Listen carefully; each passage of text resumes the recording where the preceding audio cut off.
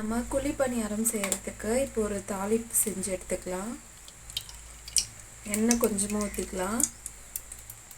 எண்ணெய் நல்லா காஞ்சிடுச்சு. 2 டீஸ்பூன் கடலப்பருப்பு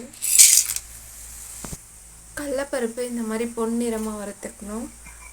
இப்போது வெட்டி வச்ச 4 பச்சை மிளகாய் போட்டுக்கலாம். பொடியாக கட் பண்ண 2 பெரிய சைஸ் வெங்காயம். வெங்காயம் வதங்கிறதுக்காக ஒரு 1/4 டீஸ்பூன் உப்பு, கொஞ்சமாக மஞ்சள்தூள். பாருங்கள், வெங்காயம் நல்லா செவந்துடுச்சு. இந்த அளவுக்கு இருந்தால் போதும். இதை மாவில் எடுத்து கொட்டிக்கலாம். இந்த அளவுக்கு நான் மாவு எடுத்திருக்கேன்.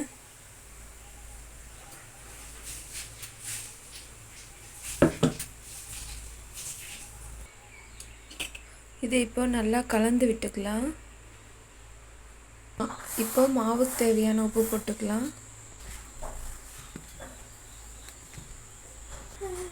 மாவு இந்த கன்சிஸ்டன்சியில் இருக்கணும்.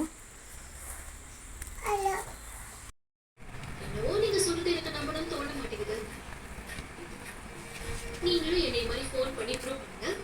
வேணா நான் நம்புறேன். போனா பண்ணுங்க பண்ணுங்க.